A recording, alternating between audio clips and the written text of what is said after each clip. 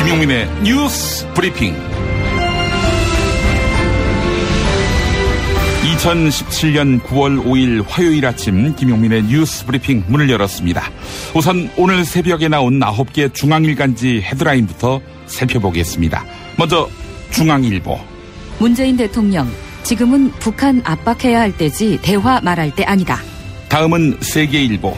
북한 생명줄 차단, 이번에도 빈말 그치나. 계속해서 서울신문. 탄두 2톤짜리 전술 핵무기급 미사일 만든다.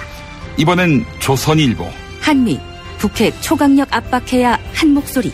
그리고 동아일보. 미군의 핵추진 항모 레이건, 북한 코앞 출격 추진. 아울러 한겨레. 권성동 의원, 또 다른 비서관도 특별 차용. 공공기관 차용 비리 악취. 또 한국일보. 북핵 해법 미궁 속 번지는 핵 무장론. 이제는 경향신문. 인권법 연구의 95%는 우리법 연구회 회원 아니다. 마지막으로 국민일보. 문재인 대통령, 지금은 북한과 대화할 때가 아니다. 이상 오늘의 중앙일간지 헤드라인 짚어봤습니다. 9월 6일 김용민의 뉴스 브리핑 인사드립니다. 김용민입니다. 안녕하세요. 성은정입니다. 은정씨, 문재인 대통령이 지금은 북한과 대화를 말할 때가 아니라 압박해야 할 때다, 이렇게 말한 점에 신문들이 주목하고 있군요. 네, 중앙일보와 조선일보 그리고 국민일보가 일면 헤드라인으로 꼽았습니다. 대체로 그 대북 강경론을 펴는 신문들이라 문재인 대통령으로부터 듣고 싶었던 이야기를 제목으로 뽑은 게 아닌가 싶은데요. 자, 이 같은 내용을 포함해서 40분 동안 알찬 뉴스들을 엮어서 전해드리겠습니다. 김용민의 뉴스 브리핑 문자 사연 참여 방법은 샵1035, 단문 50원, 장문 100원이고요. SBS 고릴라 무료입니다. 자, 이제 오늘 날씨 알아보고 잠시 후에 상세히 브리핑 이어갈 텐데요. 누가 전해주느냐, 사흘째 기상청 아침당번인 백혜영 리포터 나와 계시죠? 네, 수요일 아침도 흐린 하늘로 시작합니다. 현재 전국이 대체로 흐리고 충청도와 남부지방에 약하게 비가 오고 있는데요. 한낮에는 서울과 경기, 강원 일부 지역에도 곳에 따라 빗방울이 내리는 곳이 있겠습니다. 특히 오늘 오후부터 내일 아침 고온다습한 공기가 유입되면서 남해안과 제주도에는 천둥 번개를 동반한 시간당 30mm 이상의 강한 비가 쏟아지겠습니다. 이 비는 남부지방은 내일 아침까지, 제주도에는 오전까지 내릴 것으로 예상됩니다. 날은 어제만큼이나 선선하겠습니다. 한낮 기온 서울 23도로 어제와 비슷하겠고요. 대전 22도, 전주 24도에 머물겠습니다. 현재 서울의 기온은 29.6도입니다. 기상청에서 백혜영이었습니다. 업계 최초 2주 체험 정책으로 유명한 슈엔 침대, 더 편한 천연 통가죽 면피 소파도 출시하였습니다. 전시 체험장으로 오세요. 더 많은 혜택이 기다립니다. 어디에 있다고? 검색창에 슈엔 침대. 하루 한 잔, 내 몸에 좋은 습관 새싹당 콩차. 추석 선물은 전창걸의 새싹당 콩차죠. 전화 구매는 070-8635-1288, 070-8635-1288. 반지, 벤지, 반지, 벤지. 오빠 나랑 무슨 게임 할 거예요? 벤지. 오빠는 마법사 업데이트. 운전자를 위한 꿀팁, 7,000원 운전자 보험 카페. 실손, 부모님 건강, 자녀 보험도 안내해드립니다. 02849-9730, 02849-9730. 살다 보면 꽃 주문할 일이 생깁니다. 1566-0263. 네이버에서 검색된 사이트보다 최대 2만원 싸게 해드립니다. 좋은 사람과 플라워. 1566-0263. 잊지 마세요. 이주노동 희망센터 이사 권영국 변호사입니다. 이주노동 희망센터는 동남아시아 저개발 국가의 이주노동자들과 함께하고 있습니다. 시골 오지 마을에 학교를 만들고 마을 주민들이 공동체를 이루어 운영하도록 돕습니다. 포털 검색창이나 페이스북에서 이주노동 희망센터를 검색하시어 후원회원이 되어주세요. 노동 존중 생산과 소비를 통한 사회연대를 추구하는 문자당이 함께합니다. 김용민 브리핑. 오늘의 이슈를 맛깔나게 요리합니다. 2559번 쓰시는 분 예리하시네요. 제가 오늘 9월 6일 수요일을 9월 5일이라고 했습니다. 네. 정정하겠습니다. 예.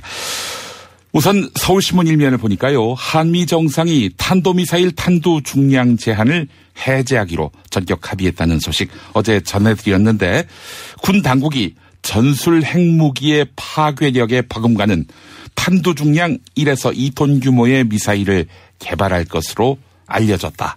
이런 내용이 실렸습니다. 전술 핵급의 그런 미사일을 미국 도움을 받아서 구축하겠다는 말인데 미국이 어째 공짜로 해줄 것 같지는 않고요. 네. 지난 일요일 북한이 6차 핵실험을 감행한 이후 자유한국당의 핵무장 요구가 거세지고 있습니다. 북한의 핵도발에 대해서 한국도 자체적으로 핵을 가짐으로써 이른바 공포의 균형을 맞추자 이런 주장인데요. 네, 심지어 어제 국회 외교통일위원회 전체 회의에서 자유한국당은 핵확산 금지 조약 NPT의 탈퇴와 독자적 핵무장을 검토해야 한다. 이렇게 목소리를 높였습니다. 자, 주한미군의 전술 핵 재배치에 대해서 그런데 외교부와 국방부 의견이 엇갈리고 있는 것 같습니다. 네, 맞습니다. 먼저 어제 국회 외교통일위원회에서 있었던 더불어민주당 문희상 의원의 질문과 강경화 외교부 장관의 답변 들어보시죠. 그러면 미국의 전술핵을 한반도에 다시 배치하는 것, 전술핵의 재배치도 가능성이 있다고 보십니까? 할 수 없다고 생각하십니까? 정부 차원에서 이것과 관련해서는 내용을 검토한 바가 없습니다. 전술핵 재배치라는 대안을 깊이 검토하겠다고 답변한 게 맞죠? 모든 상황을 포함해서 그것까지 포함한다는 뜻입니다. 예. 전술핵 재배치라는 대안을 깊이 검토하겠다는 답변을 다시 한번 확인해 주시는 거죠? 예. 감사합니다. 방금 송영무 국방부 장관이 전술핵 재배치는 하나의 대안이 될 수 있다.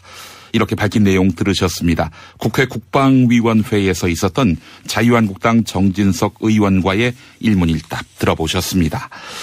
자, 그런데 말이죠. 송영무 국방부 장관 전술핵 재배치가 하나의 대안이 될 수 있다 이렇게 밝혔는데 자, 이런 내용을 토대로 봤을 때 전술핵은 지금 현 정부의 고려 대상인지 이게 또 의문으로 남는 부분입니다. 전술핵 재배치로 과연 북핵 문제가 해결될 수 있을까? 경향신문이 꼬집은 내용이 있습니다. 네, 경향신문은 핵무기가 전쟁을 막아주지는 않는다 이렇게 꼬집었습니다. 북한의 6차 핵실험 감행 이후 우리도 핵무장을 하거나 미국의 전술핵을 다시 도입해야 한다. 이런 주장이 고개를 들고 있다. 이 같은 주장을 가능케 하는 핵심 근거는 공포의 핵균형이다. 북한이 핵무장 국가가 됐으니 우리도 핵으로 무장해야 전쟁을 막을 수 있다는 논리다. 하지만 인도와 파키스탄 그리고 이스라엘 같은 핵 보유국도 전쟁에 휘말린 적이 한두 번이 아니다. 또한 공포의 균형이 성립하려면 상대도 매우 냉철하고 이성적으로 사고한다는 전제가 있어야 한다. 30을 간 넘긴 예측 불가능한 지도자, 북한의 김정은 조선노동당 국무위원장이 절대적 권력을 행사하는 나라와 이성적으로 교감하면서 균형을 이룰 자신이 있는가? 핵무장 주장은 날로 고도화되는 북한 핵 프로그램에 대한 무력감의 다른 표현일 뿐 북핵 해결책이 될 수 없다. 이상 경향신문 보도였습니다. 부산 여중생 폭행 사건이 국민적 공분을 낳고 있습니다. 지난 1일 부산의 중학생 5명이 또래 학생 1명을 1시간 넘게 폭행한 참으로 끔찍한 사건이었는데요. 그런데 2달 전에는 노래방에서 반주를 틀어놓고 피해 학생을 폭행했던 것으로 드러났습니다. 음악을 크게 틀어놓고 마이크로 때리고 얼굴을 사정없이 발로 쳤다고 하는데요. 이 피해 학생이 피투성이가 되자 가해 학생들은 노래방 주인이 눈치채지 못하도록 마스크와 모자 그리고 옷을 입혀서 데리고 나갔다고 합니다. 상습적인 폭행은 그렇게 교묘하게 2달이나 계속돼 왔다는데요. JTBC 보도였습니다. 계속해서 부산 여중생 폭행 사건 관련 소식입니다. 당시 현장에서 상황을 목격한 학생의 진술이 공개돼 또 화제가 되고 있습니다. 네, 증언을 통해 이 피해 학생이 겪었을 공포와 가해 여학생들의 잔인함을 엿볼 수 있는데요. CBS 라디오 김현정의 뉴스쇼에서 방송된 내용 일부 들어보시죠. 그 골목에 애를 무릎을 꿇친 다음에 신발로 애 얼굴을 막 밟는 거예요. 막 슬리퍼 날아가고 이걸로 막 분이 안 풀린다면서 막 쇠파이프 같은 걸 가져오라면서 시키는 거예요, 애들한테. 그것도 그냥 보통 쇠파이프가 아니라 끝이 날카로운 거란 말이에요. 그걸로 애 머리를 내리 찍으면서 그것도 엄청 세게 계속 그렇게 때리는 거예요. 그러면서 막 병 같은 걸 가지고 오라면서 그 애 머리에다 소주병으로 내리치는 거예요. 눈물에서도 피눈물 같은 게 나오는 거예요. 그리고 막 비타오백병 아시죠? 그러니까 그 단단한 걸로 애 머리를 치는데 안 깨진다면서 그걸 계속 때리는 거예요. 네. 피해 학생은 현재 식사는커녕 물도 넘기지 못하는 상태라고 하는데요. 어머니의 인터뷰 들어보시죠. 입안이나 이런 것 때문에 밥도 제대로 못 먹고 해서 지금 영양제 먹고 있거든요. 물을 마셔도 이게 흘러내려가지고 제대로 먹지를 못해요. 물도 못 마시고요. 가해한 학생이라든지 아니면 뭐 그 학생의 부모나 이런 쪽을 뭐 만나보시거나 통화를 하시거나 연락을 받은 적은 있습니까? 없어요. 전혀 없습니까? 네. 무슨 상황이 이렇게까지 됐으면은 사과를 한다든지 하다못해 합의를 하자고 뭐 부탁이라도 하거나 그랬을 수 있을 텐데. 아니, 없어요. 전혀 연락이 없어요? 네. 만약에 연락이 온다면은 무슨 사과를 하고 합의를 요청을 하면은 합의해 주실 생각은 있으신가요? 아니요, 합의는 안 할 거예요. 전혀 하실 생각이 없고요. 네.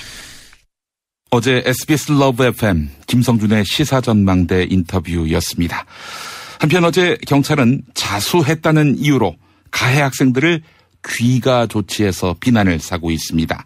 여기에 더해서 경찰이 이번 사건을 축소하고 은폐하려 했다, 이런 의혹까지 제기됐습니다. 애초에 경찰은 사건 직후 피해 학생이 가벼운 상처를 입었다 이렇게 밝혔는데요. 그런데 당시 경찰은 사건 다음 날인 지난 2일 폭행 당시의 CCTV 동영상을 확보한 상태였습니다. 철제 의자에 쇠뭉치 그리고 소주병까지 동원해서 1시간 넘게 무자비한 폭행이 있었는데도 경상만 입었다 이렇게 발표한 겁니다. 경찰이 CCTV 소유주에게 회유와 압력까지 넣었다, 이런 주장까지 나왔어요. 네, CCTV 소유주에게 동영상이 언론에 공개되면 안 된다면서 오픈하면 안 된다, CCTV 전원을 내려버리라, 경찰이 이렇게 종용한 겁니다.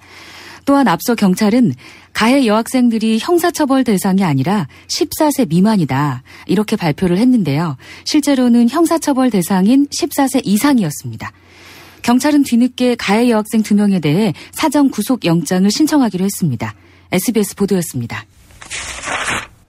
이렇게 언론이 떠들어야 관심을 가지니 이런 경찰을 믿어도 되는지 답답합니다. 한편 잔혹한 범죄를 저지르는 10대 청소년에 대해서 처벌을 강화해야 한다, 이런 목소리가 다시 높아지고 있습니다. 지난 3일 청와대 홈페이지 청원 게시판에는 청소년 보호법을 폐지해달라, 이런 글이 올라왔는데, 근데 말이죠, 소년법을 청소년 보호법으로 잘못 알고 올린 것이었습니다. 네, 이 청원 글은 어제까지 모두 13만 명이 동의해서 폭발적인 호응을 얻고 있습니다. 소년법은 만 10대 청소년들에 대해 성인과 달리 처벌을 감경해주는 조항들이 있습니다. 처벌보다는 교정에 무게를 두자는 취지인데요. 예를 들어 최근 검찰은 인천 초등생 살인사건의 주범인 김모 양에겐 20년을 구형했는데 반면 공범인 박 모 양에겐 무기징역을 구형했습니다. 범행 당시 공범인 박 양은 19세, 주범인 김 양은 17세였기 때문입니다. 예, 법을 강화하기만 하면 모든 문제가 다 해결될까? 뭐 물론 그렇기 때문에 법을 바꾸자는 사람들은 많지 않겠지요. 하지만 법 만능주의를 넘어서는 대책, 이를테면은 학교 현장에 학생들이 억압과 공포를 배우지 않아도 되는 그런 환경이 조성된다면 어떨까 하는 생각을 해봤습니다. 어쨌든 법부터 강화해야 한다는 의견에 발맞춰서 국회에서도 소년법을 개정하려는 움직임이 나온다면서요? 대표적으로 더불어민주당 표창원 의원은 지난 7월 18세 미만 청소년들이 특정 강력 범죄를 저지르면 성인과 똑같이 처벌할 수 있도록 하는 법률 개정안을 발의했습니다. 조선일보 기사였습니다. 한국 홍보 전문가로 알려진 성신여대 서경덕 교수와 관련한 논란이 뜨겁습니다. 최근에 국가정보원이 사이버 외곽팀의 팀장급 18명을 검찰에 수사 의뢰했는데 18명의 팀장 가운데 서경덕 교수가 포함됐기 때문입니다. 아시다시피 사이버 외곽팀, 이 원세훈 전 국가정보원장이 재임 시절 운영했던 민간인 댓글 부대인데요. 국정원이 사이버 외곽팀 팀장들에게 활동비를 준 뒤 받았다는 영수증에 서경덕 교수의 이름이 포함이 되어 있었습니다. 이에 대해서 지난 4일 서경덕 교수는 알고 지내던 국정원 직원이 허위 보고를 했고 이런 사실을 나에게 자백했다, 이렇게 해명했는데요. 그런데 어제 JTBC와의 통화에서는 국정원으로부터 돈을 지원받았고 서명을 한 적이 있다, 이렇게 밝혔습니다. 다만 유네스코 한글 작품 전시를 위한 운반비 지원이었다, 이렇게 강조했습니다. 자, 그런데 유네스코 행사를 왜 국정원이 지원했는지 이 부분은 해명이 불투명합니다. 네, 이에 대해 서경덕 교수는 아는 국정원 직원이 도와준 것이다, 이렇게만 답했습니다. JTBC 보도였습니다. 김용민 파일. 마광수 연세대 교수가 2014년 한 팟캐스트에 나와서 했던 말. 35세 장가를 갔다가 4년 만에 이혼했는데 그때도 막 꼬시는 여자가 있었는데 죽어도 내가 바람을 안 폈다고. 이게 바람 피려고 이혼한 거야. 자유를 위해서. 한 1년 걸렸죠. 서로 이혼하자고 타협하느라고. 이혼 직후에 잡혀갔어. 아, 국가에 의해서? 네. 그래서 뭐 잃어버린 40대. 무엇 때문에 잡혀갔을까? 1992년 10월 29일 당시 한 방송 뉴스. 법원은 소설 즐거운 사라에 대한 음란성이 충분히 인정된다며 연세대 마광수 교수 구속 수감됐습니다. 현행범도 아닌데 긴급 체포를 했단 말이야. 불구속죄도 화가 나는데 미풍양속을 해친다. 그때도 야한책 많았어요. 자신이 구속된 진짜 이유가 따로 있었다고 말하는 마광수 교수. 그때 유명했어요, 내가. 유명하지 않았으면 잡아가지 않지. 왜냐하면 효과가 없잖아. 나중에 뭐 보니까 뭐 분석을 했는데 이제 어떤 큰 사건을 가리려고 했다. 뭐 이런 얘기도 많이 나오더라고요. 그렇지. 자신의 구속으로 우리 사회의 이중성 그리고 엄숙주의가 드러났다고 주장하는 마광수 교수. 장애 우리나라는 폭력에 대해서는 너무 관대하거든요. 뭐 얼마나 잔인한 영화가 많고 잔인한 소설이 많아요. 맞아요. 근데 야한 거에 대해서는 미친 듯이 그냥 엄해. 그래서 아니 사라가 말이지 살아있는 여자라도 이걸 잡아갈 이유가 없어. 우리나라가 지금 OECD 국가 가운데 가장 성에 대해서 폐쇄적인데 웃기는 게 또 밤에는 또 할 거 다 해요. 그래서 이중적이라서 성범죄가 많은 거야. 이거 뭐 일본은 우리 원수 같은 나라지만 비교 안 할 수가 없는데 일본은 좀 정말 변태 왕국이야. 성범죄 발생률이 우리의 10분의 1이야. 개방하면은 싱거워지는 거예요. 아, 싱거워지구나. 이게 하던 짓도 멍석 깔아주면 안 나는 거야. 표현의 자유, 이 정도는 보장해야 한다. 마광수 교수의 주장을 요약해보면 북한을 찬양한다든가 이런 건 좀 안 되겠지. 근데 나머지는 다들. 그런데 소설가 마광수 전 연세대 국문학과 교수가 숨진 채 발견됐습니다. 경찰은 마 전 교수가 목을 매 숨진 점으로 미뤄 스스로 목숨을 끊었을 가능성이 크다고 보고 자세한 경위를 조사 중입니다. 인터넷에서 나오는 고 마광수 교수에 대한 인물 총평. 시대를 넘어 앞서가 불행했던 남자. 슈퍼맨은 행복할까? 이제 우리가 감사를 전해야 할 때입니다. 공익제보자를 지원하고 약한 자를 위해 헌신하는 공익단체와 공익활동가를 지원하겠습니다. 검색창에서 아름다운 재단. 다이어트를 위한 꿀팁. 동결건조 채소와 동물, 단백질, 그리고 효소와 비타민, 미네랄로 만든 다이어트 전용 그린 스무디로 하루 한두 끼만 바꿔 드세요. 비타샵에서 만나요. 허리가 아파요. 아랫배가 나와요. 골반이 바로 서야 건강도 아름다움도 바로 섭니다. 바디로직을 입으세요. 토크밴드의 입체적인 탄력이 틀어진 골반을 바로잡습니다. 간편하고 확실한 골반 교정 타이즈 바디로직. 유산균은 똥만 잘 싸게 해주는 게 아니야. 면역력을 높여준다고. 그런데 아무 유산균이나 사 먹으면 되겠어. K-웰팜의 시크릿 프로바이오틱스를 먹어봐. 시크릿 프로바이오틱스? 문의 전화는 010-5220-7924. 정권 교체를 함께 염원하는 판촉물 쇼핑몰 네피알. 기념품, 답례품, 기왕이면 네피알로 인터넷 검색창에 입력하시거나 032-519-4800으로 전화하세요. 카카오톡 아이디는 네피알. 아빠, 대체 뭘 먹은 거야? 소주, 맥주, 와인, 그리고 술자리에 필요한 마지막 한 가지, 살아서 집까지 술친굼. 재구미율과 후기가 좋은 술친굼을 지금 네이버에서 검색하세요. 술친굼만 먹었어도! 소주, 맥주, 와인, 그리고 술자리에 필요한 마지막 한 가지, 살아서 집까지 술친굼. 재구미율과 후기가 좋은 술친굼을 지금 네이버에서 검색하세요. 노력한 만큼 내어주는 자연. 그 자연의 마음을 알기에 정성농장 홍삼. 검색창에서 정성농장 홍삼을 검색해주세요. 010-9754-6972. SBS 러브 FM 김용민의 뉴스 브리핑 함께하고 계십니다. 부산에서는 KNN 러브 FM을 통해서 또 이 방송 듣고 계시죠? 이 아침에 문자 메시지 또 고릴라 의견을 통해서 말씀해 주신 분들이 계십니다. 소개하겠습니다. 김성수님, 아침마다 듣게 됩니다. 김용민, 은정 두 분의 뉴스 브리핑 고릴라로 잘 듣고 있습니다. 라고 해주셨습니다.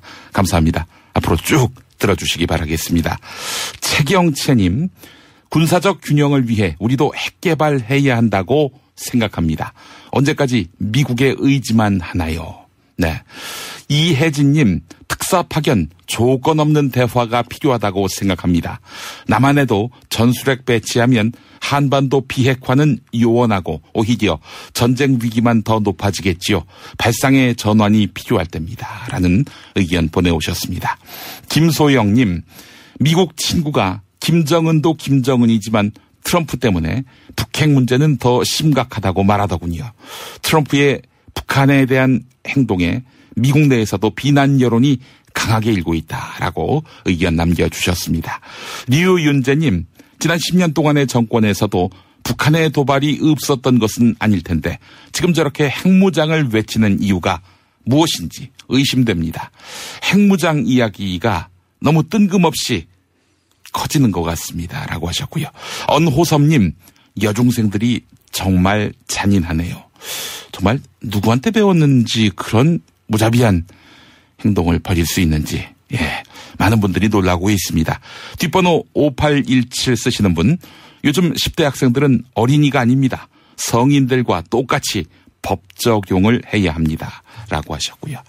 김은자님, 누구를 위한 경찰인지 모르겠네요. 네, 사건을 덮기 급급한 경찰을 지적하신 것 같은데요. 너무나 끔찍하다는 의견 남겨주셨습니다.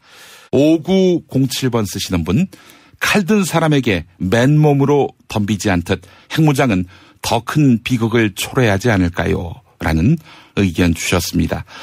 독자적 핵무장에 대해서 우려하는 목소리를 내놓은 겁니다.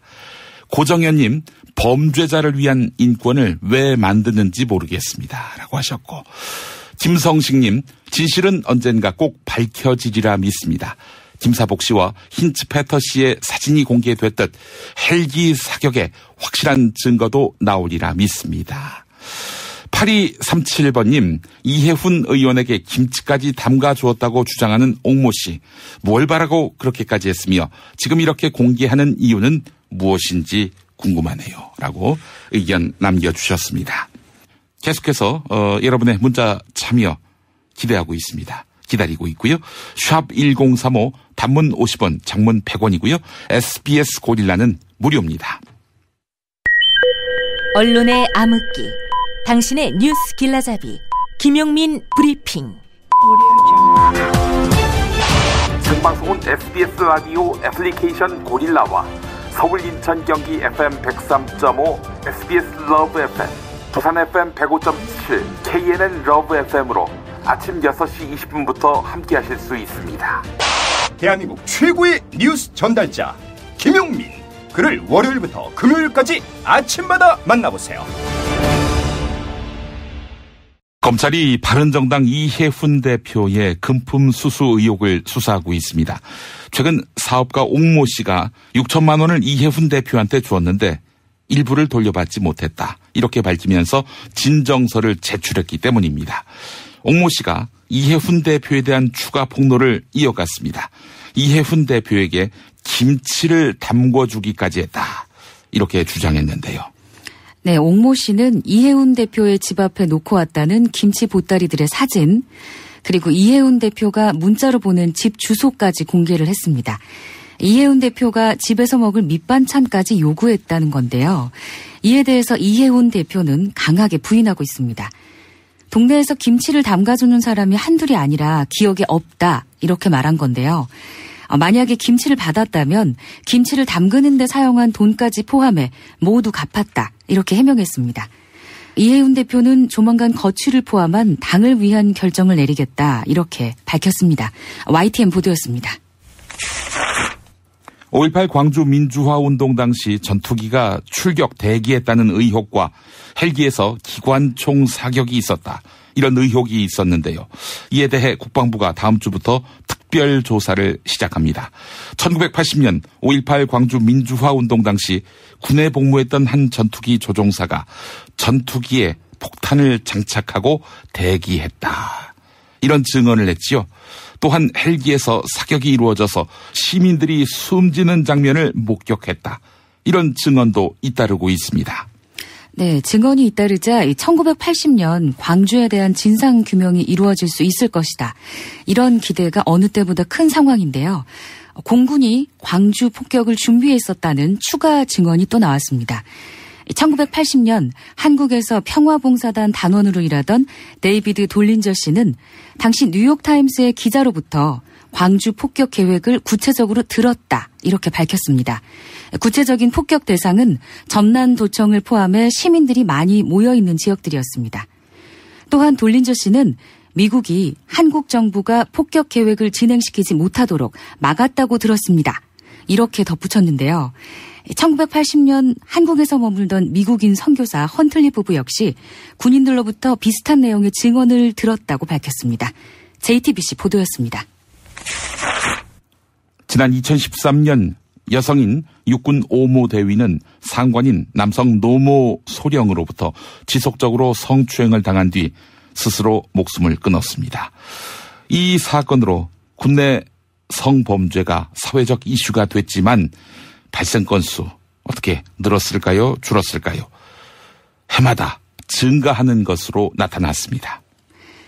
2013년에는 480건이었던 군대 내 성범죄 발생 건수, 지난해에는 870건으로 증가한 건데요. 2013년부터 3년 사이 2배 가까이 증가한 것입니다.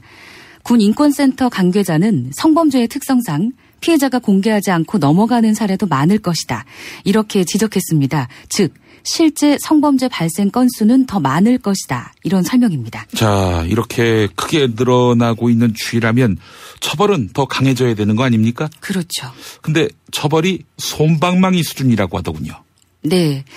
지난 2014년 김모 일병, 이 김모 일병은 휴가 도중 선임병인 A 병장과 만나 술을 마셨는데요. A 병장은 자신의 바지를 내리고 잠들어 있던 김모 일병을 성추행했습니다. 하지만 중강제추행 혐의로 입건된 A 병장은 군사법원에서 징역 6개월에 집행유예 1년을 선고받았습니다. 군 제대 후 사회생활을 하게 되고 형사처벌 전력도 없다, 이런 이유에서였는데요. 지난 5년 동안 발생한 군내 성범죄 가운데 37%는 불기소 처분을 받았습니다. 그러니까 성범죄 3건 가운데 1건 이상은 재판에도 넘겨지지 않은 것입니다. 이상 국민일보 보도였습니다. 이른바 KBS 새노조 전국 언론노동조합 KBS 본부는 KBS 이인호 이사장과 조우석 이사를 해임해달라, 이런 내용의 청원서를 방송통신위원회에 제출했는데요. KBS 정기이사회에는 고대영 사장이 노조를 탄압한다, 이런 안건이 수차례 올라왔습니다. 하지만 이인호 이사장, 이걸 무시하고 고대영 사장을 옹호했다, 이런 주장이 나왔습니다. 네, 그런데 이 KBS 이인호 이사장이 어제 서울 여의도에서 영화 공범자들을 관람했습니다. 영화 공범자들이요? 자신도 공범자로 묶이는 그런 양상인데 네. 그 영화를 관람했단 말이군요. 네네. 최승호 MBC 해직 PD가 연출한 이 다큐멘터리 영화 어떤 이유로 봤다는 겁니까? 이인호 이사장은 이 영화 공범자들을 관람한 이유에 대해서 이렇게 설명을 했습니다. 공영방송 정상화를 요구하는 쪽의 이야기가 어떤 건지 들어보려고 갔다. 네. 영화 안에서는 이명박 정부가 2008년 당시 KBS 정연주 사장을 불법적으로 해고하는 과정도 나오는데 말이죠. 네, 이에 대해서 이인호 이사장은 내가 있기 전의 이야기다 이렇게 밝혔습니다. 또 공영방송에 문제가 있다고 생각하느냐 이런 질문에는 이야기하지 않겠다 이렇게 대답했습니다.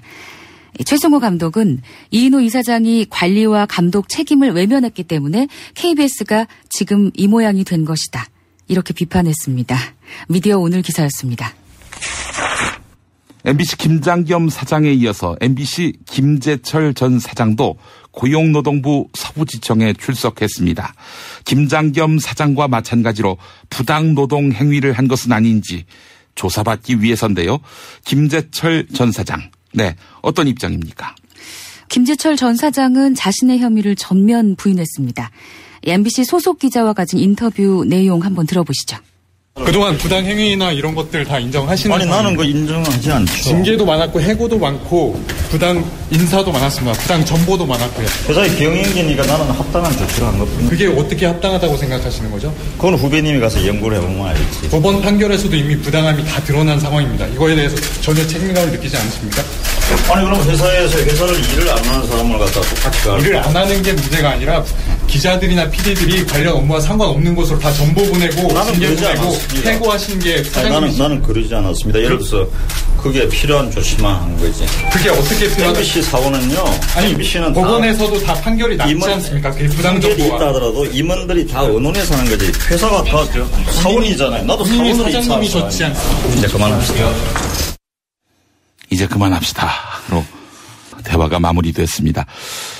다음 소식 이어가겠습니다. 살충제 계란 파동이 계속되고 있습니다. 경상남도의 한 산란계 농장의 계란에서 허용 기준치를 24배 이상 초과한 살충제 성분이 검출된 것입니다. 이 농가는 농림축산식품부의 전수조사에서 문제가 발견되지 않았던 곳입니다. 따라서 시중에서 아무 문제 없다며 유통되고 있는 계란의 안전성에도 비상이 걸렸습니다. 네, 한편 어제 국회에서는 농업 전문 업체이자 LG그룹의 계열사인 팜한농을 고발하는 기자회견이 열렸습니다. 팜한농이 친환경 농가에서 사용이 불가능한 제품을 판매해 양계 농가에 막대한 피해를 입혔다는 겁니다. 또한 많은 시도 지방자치단체에서 팜한농의 제품을 도비와 국비로 구입해 보급했다 이렇게 주장했는데요. 전국 친환경 농업인연합회 김영재 회장의 발언 들어보시죠. 지금 집중적으로 친환경 농가에서 나오고 있는 비페트린 성분은 정부가 허가한 13개 약 중에서 단 한 개 약이 가지고 있는 성분입니다. 기업이 얄팍한 상술로 지자체와 그리고 우리 축산 농가들에게 이 약을 쓸 수 있도록 강요했고 저희들은 강요라고 표현합니다. 강요했고 그리고 또 농가들은 이것을 검증하고 또 분석할 시간적 여유 없이 무방비정 상태로 받아들일 수밖에 없는 상황에서 이게 살포된 겁니다. 이게 사건의 본질입니다. 마치 농민들이 부도덕하고 친환경 농민들이 국민들을 속이기 위해서 한 것처럼 이렇게 왜곡되어진 것에 대해서 정말로 참담함을 금치 못합니다.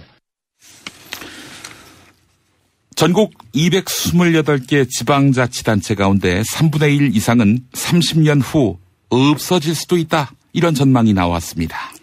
한국고용정보원의 연구 결과에 따른 것인데요. 올해 7월 기준으로 소멸 위험 지수가 0.5 미만인 지자체 자그마치 85곳에 달했습니다.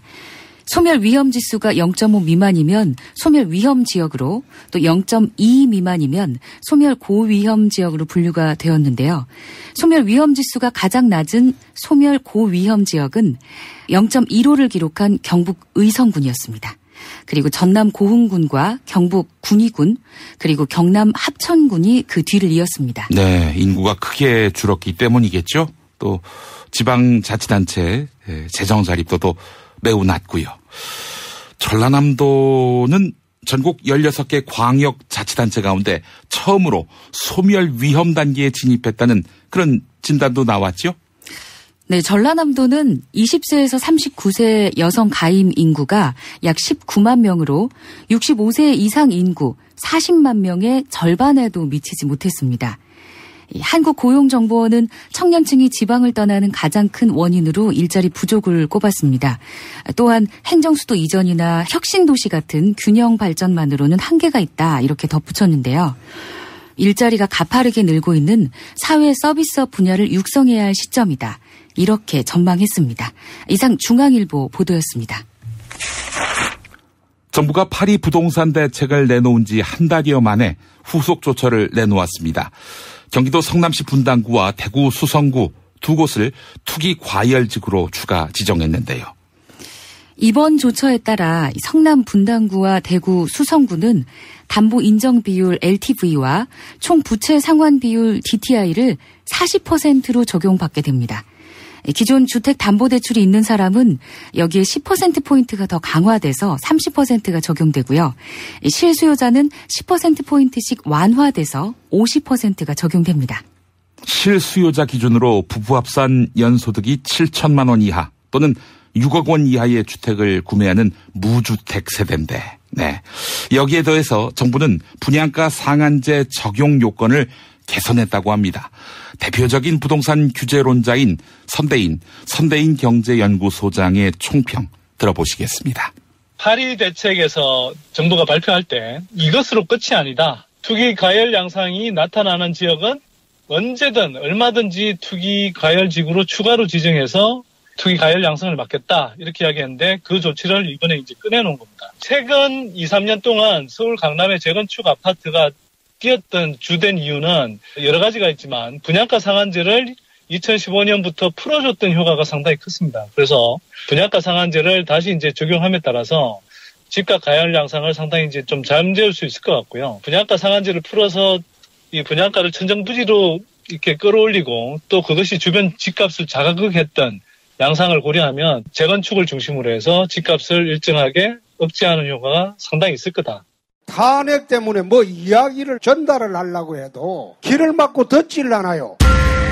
해족 수준으로 쪼그라든 한국 보수. 회생의 길은 과연 있을까?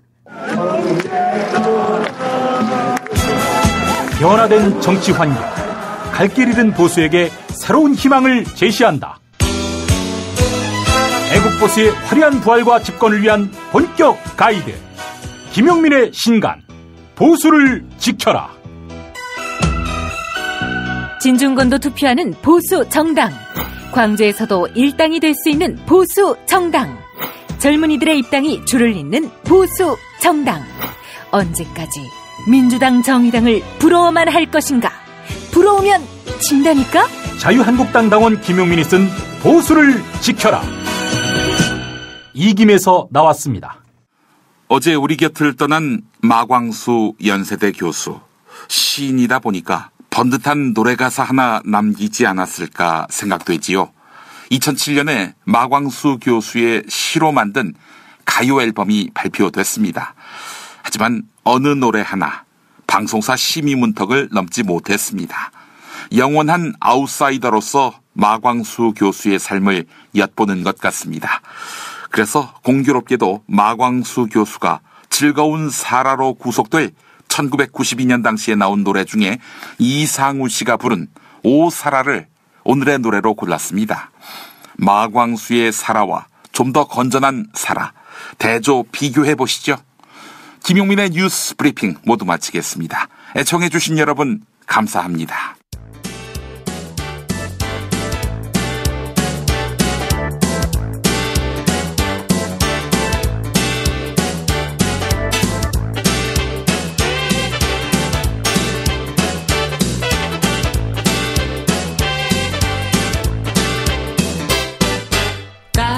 쇼윈도 네온의 밤거리 어디서나 만날 수 있는 너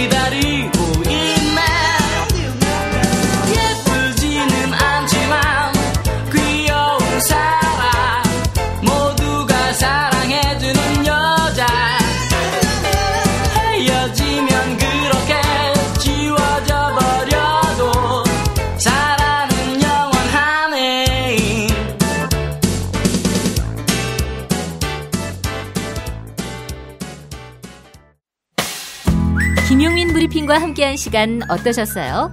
다음 시간에도 보다 바르고 알차며 즐거운 정보로 여러분을 찾아가겠습니다. 팟캐스트 포털 팟빵에서 다운로드하기, 구독하기, 별점 주기, 댓글 달기로 응원해주세요. 잊지 마세요. 다운로드하기, 구독하기, 별점 주기, 댓글 달기.